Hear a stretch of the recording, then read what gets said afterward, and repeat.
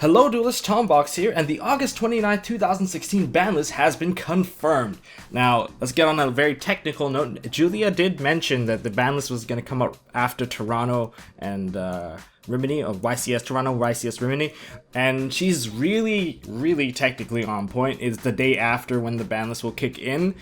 And here we go. I've noticed a couple of trends about the ban list, and I'm kind of glad that this ban list didn't follow complete suit of how we would predicted it. We were predicting a complete slaughter of the list. I guess only one deck got slaughtered, and I guess I'll go into it. Well, for the forbidden cards, we have two cards, Performable Monkey Board and Kaiser Coliseum. Now, Performable Monkey Board, that was a given hit. Everyone knew this card was going to go down. Everyone's prediction had it, and we had it at 0, so it's pretty easy to explain why this one's going to 0. It was a one card full scale, it had the search ability, it was accessible throughout, I guess, all the other search cards of the deck, and not only that, you usually set up into the Pot of Greed play, which was basically you got to search a Turtle and also a Lizard draw, which warranted you even more cards. So basically you can thin out your deck by about 4 cards, and it was obviously too good. And top decking this card sometimes can actually help you recover and basically steal the game off of your opponent from a simple top deck. Now, Kaiser Coliseum, this one was a very interesting hit. Not many people predicted that Kaiser was going to go to 1. However, in a business standpoint, this one did make a lot of sense. A lot of the decks, maybe except for Blue Eyes, kind of need to have a lot of monsters to combo off. Meadow foes need to fuse off their dudes, and not only that, they need monsters on board to combo into maybe Zolkin. And they're Pendulum based deck, and most of their monsters are vanilla based, and they need to fuse off or basically combo into something else. And then ABCs are coming out not too long after this. ABCs need, well, I guess ABCs can kind of work around Kaiser Coliseum by getting all their monsters killed, but again, they need to set up, and during their setup, they usually put up a lot of monsters to go into XCs, and XCs, they can't do it while Kaiser's there. And not to mention DDD. DDD is also a thing coming out, and well, they're not going to be able to play with Kaiser on the field. Now, let's go into where the real damage is done. Limited. Now, every deck that we kinda knew was gonna get hit did in fact get hit, but not exactly as we predicted. Now, starting off with Monarchs, the deck that took the heaviest hit, Aether going to 1, Pantheism going to 1, and the Monarch Stormforce going to 1. This is really huge, because mainly the parts that got hit for Monarchs, aside from consistency from the Pantheism, is their ability to play on your opponent's turn. So Aether and the Monarch Stormforce were the two combo cards that really interrupted your opponent, and there was like very little ways to play around it unless you summoned a Kaiku to shut them down, or basically you had your own Stormforce and you're ready to play chicken with your opponent. This was huge. And not only that, it also hurt their OTK potential, because Aether did summon out another copy of Aether usually, and then that copy will go back to their hand. Now the only way to search out Aether now is through the return of the Monarchs, and well, I guess it's still a pretty good card. So technically the deck isn't completely dead, and you still have 3 tenacity to play with. So in terms of competitiveness and speed, consistency, that all got shot quite heavily. I would say it was maybe cut in half almost, because you lost your draw card, and drawing is super important already, and that's also a search card. So down to 1, you better make sure that it counts and make sure that your ideas can actually fetch it back properly.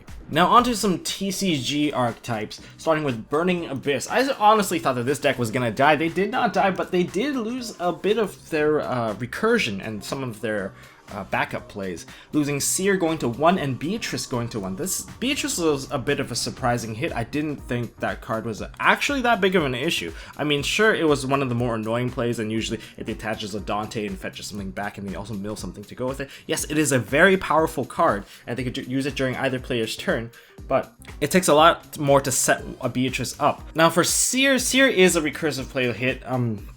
They can actually mill it off a bit too early, maybe they have it in hand a bit too early.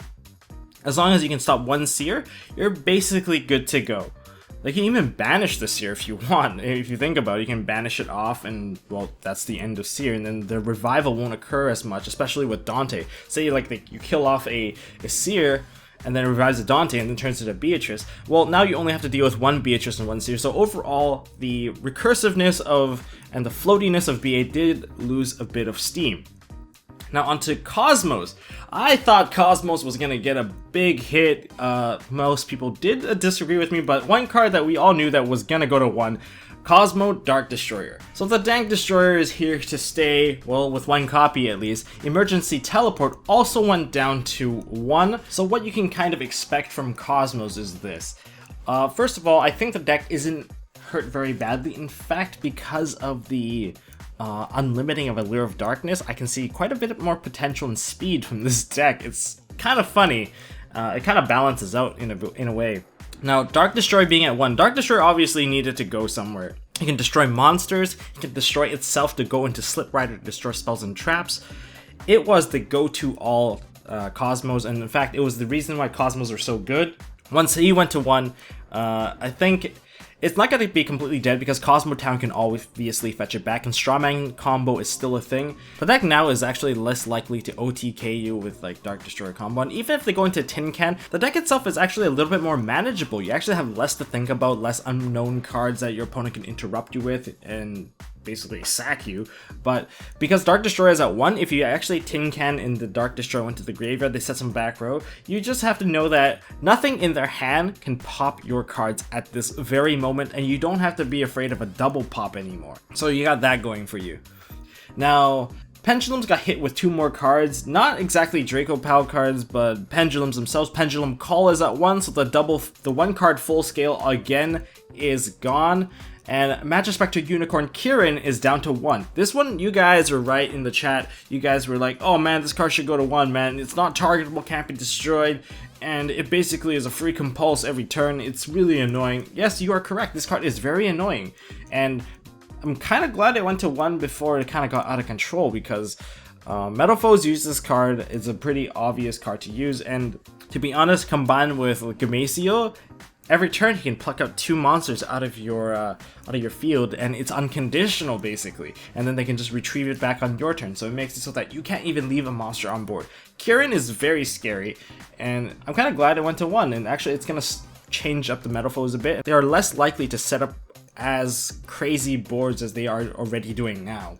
But of course, Bunpuku is still at 3, so something to be aware of. But if you do manage to somehow send the Magispector Unicorn into the graveyard, just know that it's less likely to come back. Now onwards to Semi-Limit. So we have 3 cards in Semi-Limit, starting off with Maxi going down to 2. This one was a given. The Maxi challenge is just too strong. What I mean by that is, when you Maxi someone on the very first turn, your opponent is basically left with the choice of every card that they try to summon out, you're going to be drawing and outplussing them, or they can stop halfway. And either way, they're going to lose. Because if they don't continue the Maxi challenge, they are going to set up a really mediocre board that you can just break yourself, and they won't be able to recur anything. They don't have any sort of recovery, and that's it. Or they take the Maxi challenge and they give you enough resources to break their board and then put out your own unbreakable board while they have no resources. So in that sense, Maxi going to 2 is a good thing, less likely to go through the Maxi challenge. And if you do have Maxi, like Maxi isn't like always like, oh, I Maxi the guy, they're gonna lose. That's not the case. You can always stop before the combo starts if they decide to preemptive, or maybe you just take the challenge because you can kill them. Now for Wind Up Magician, I really don't know what I can do with this card. I did not play Wind-Ups. Oscar probably has better input about this one because he did play Wind-Ups at the time. But our party ship is still not here, our carrier. And also, Thunder King Ryo now is at 2, so what kind of impact will he have against the decks? Like, Metal Foes, they don't exactly search anything. Well, I guess they do. They have Painful Decisions and whatnot. And the other cards they use to search, well, they actually don't search very much, to be honest. But against Blue Eyes has tons of search cards. Like, if you can stop Melody from activating, their hand technically could be a brick. And of course, the White Stone of Legends does fetch a Blue Eyes as well, so this is also something that interrupts. And of course, you can also negate the summoning of a Blue Eyes alternative dragon, so you got that going for you too. And because the summon is negated, you cannot revive it with, Return of the Dragon Lords. Now onwards to some of the unlimited stuff. Usually the unlimited stuff, you know, doesn't warrant our attention very much. Thousand Eyes Restrict, we kind of predicted this was going to go to 3. It was like one of those, oh, it's going to go to 2 to 3, or it'll just go straight to 3 because it has no meta impact whatsoever. That's exactly the case here, so restrict to 3. We're going to play Goats? Probably not. We don't have Metamorphosis. Now, Allure of Darkness goes to 3. This card has been limited for so long. It's been limited, and then it got semi-limited, and now it's like back. Allure of Darkness, Dark Deck players rejoice for this card's coming because it's at 3. That means you have 3 cards in your deck that draws 2 cards and banishes 1. Cosmos, Dark Cosmos, you can use this. You can abuse this, throw away your Dark Destroyer, throw away your Eclipser for all I care, and then draw 2 cards. It will give you the consistency that you lost from losing your Dark Destroyer, so that's why I don't think Cosmos actually took a huge hit. Dark Synchro is a thing coming. Look it up. Look up some of the OCG lists about Dark Synchro. They're gonna have a field day with this card. Their whole deck is basically Dark Synchro into whatever toolbox they need into. And holy crap, Allure of Darkness, Black Wings.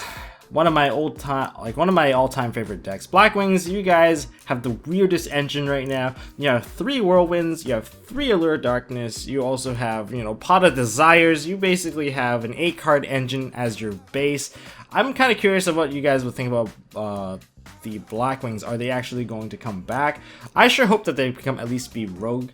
And it's a pretty cheap deck to build too, so, and they can be fully shiny as well. So woohoo! Let's see what you guys come up with the triple Allure of Darkness. Are we gonna have some sort of emergency ban putting it back to 2? We don't know. Let's start off with Gold Sarcophagus. Now Gold Sarcophagus, with the Dragon Rulers all gone, I guess it's not a big deal. Cosmos can kind of play it. They can be like, Gold Sarcophagus, Dark Destroyer, fetch Dark Destroyer back, or even Cosmo Dark Planet. The Dark Planet build can get more searches. Who knows? But I guess this card is pretty decent. I'm actually interested to see who's gonna play some Necroface variant deck. Now with Allure of Darkness to 3, you can ditch your Necroface, you can use Gold Sarcophagus, and you can actually set up a pretty fat OTK with Grand Mayu Deiza. I've played online against some people that played Pot of Desires and Grand Mayu Deiza, and I have to admit, I was killed by attacking into a defense mode phase down because I thought I was safe with attacking with a Utopia. I was wrong. Utopia of the Lightning. It flipped face up and then I took so much damage I died. Yeah, that's a thing too. So I think DD decks actually might be a thing too. So just to bear in mind, you know, just keep an open mind to some of these things, and it'll be more fun. I actually kind of like the diversity of some of the decks that come back in the rogue level. Now, some of the stuff that dodged the list, I kind of want to mention. These are not on the list, these are just some of my opinions here. Card of Demise did not go away, it's at 3, so congratulations to anyone that picked up Card of Demise. You guys, I guess you got to keep your card basically at full value. So Demise decks are still going to be around. I think Satellarknight Demise is going to be scary because Anti-Spell Fragments, the other card I want to mention, did not get hit. Anti-Spell is going to dominate the format in terms of the side deck. Some people are considering main decking it too because Blue Eyes will need to play their spells to get their setup, or else they're gonna be either sacking you with a really nice hand already, or well, I don't see any other alternative. Metal Foes can't play because they're a Pendulum based deck. ABCs need to get their field spell on, and also what else is there? Right, DDDs. They're a thing too. They also need to be able to play their spells on the very first turn. That's why most people are able to main deck this card, is because they play it and then they just don't let their opponent play, which is why I find Anti-Spell Fragrance a bit cheesy. Another card that dodged the list, I'm a bit surprised, was Pendulum Sorcerer. I thought that card was for sure a hit to 1, but apparently it's still at 3. So Metal Foes, you actually still have the option of playing, I guess, Foes and Pals, or Metal Pals, or whatever you want to call it. It's an option that you guys can play, and that means Strike didn't get hit as well, so I guess Ariadne plays are still a thing. Well, that's all my input. Please tell me your input about what you guys think about this ban list coming up, and how you feel for the people playing YCS Toronto and Rimini, because, well, do you even want to take a deck profile of these guys? Like, their deck will no longer be relevant after... Basically, their decks won't be relevant after the tournament. So it kind of, dehypes it a little. I kind of wish they didn't release the list until after the event. That was what I was hoping for, but since it is here, I might as well give it a little talk.